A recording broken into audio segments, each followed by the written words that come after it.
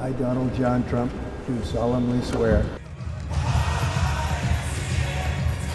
So help me God. Congratulations, Mr. President. Two images were the highlights at Donald Trump's oath ceremony vis-a-vis India.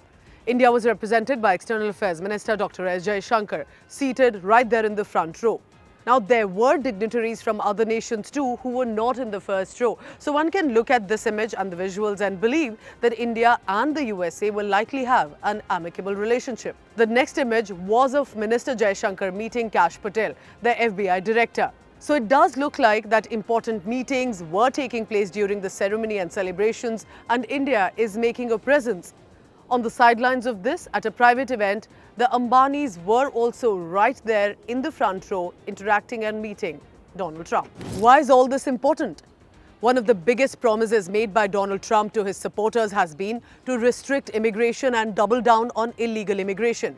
Trump has said that he welcomes legal migrants, so we need to look at how this will eventually implement, and especially with the H-1B visas. Likely the USA will stay friendly to India, considering the Silicon Valley, major other sectors, including his own administration now, boast of skilled Indian immigrants who are making America great again.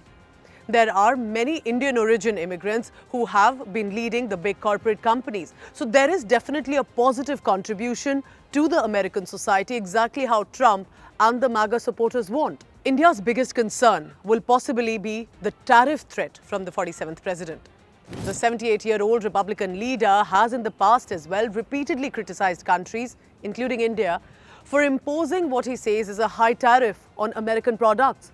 He warned in December itself that Washington will reciprocate with similar tariff on the Indian imports. So for him, he's making it look like an America First trade policy aimed at protecting American workers and families. But that should not hamper India First policy too. Because remember that India is not a colony. In fact, we are a global brand and have our own independent policies as well. Speaking during a signing ceremony at the Oval Office, Trump made it very clear for the BRICS nations, of which India is a part, that any attempt to reduce the use of the American dollar in global trade would be met with harsh consequences. I quote him here. They'll have a 100% tariff if they so much as even think about doing what they thought. What were the BRICS nations thinking? Countries around the world have indeed been looking to reduce dependence on the US dollar, as well as on the American-led global financial system.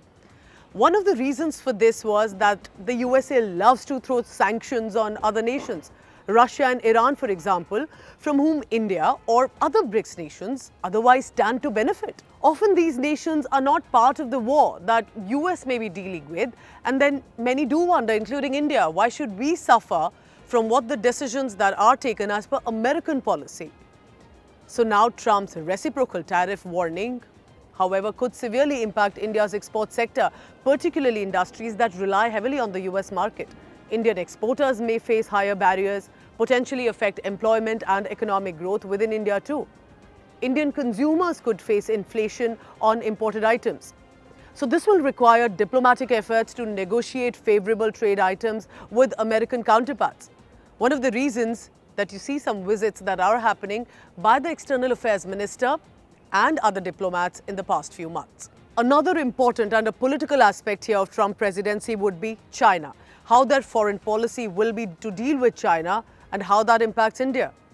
India aims to become a massive manufacturing hub that China does currently boast about.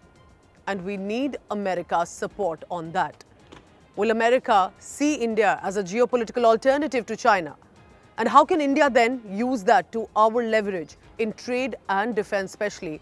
That will be the most crucial to look at.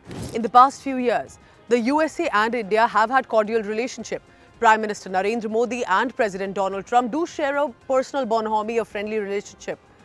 But it is, after all, an unpredictable Donald Trump. Remember that USA for a long time in the past few decades, especially in the 70s, 80s, had shown closeness to our neighbor nation Pakistan instead, especially in the defense sector, providing them arms and ammunition. But in the past few years, USA has realized India is the real rising power and a stable economy. So better option would be here. So how then they proceed with China here on in the same way will affect India's relationship too. I want to end this episode of Homeland on a good note. I want to quote from the U.S. Embassy and Consulates in India's official statement on the page. U.S.-India relationship is rooted in common values: the rule of law, respect for diversity and democratic government. We have a shared interest in promoting global security, stability and economic prosperity through trade, investment and connectivity. Amen to that. Thank you for watching.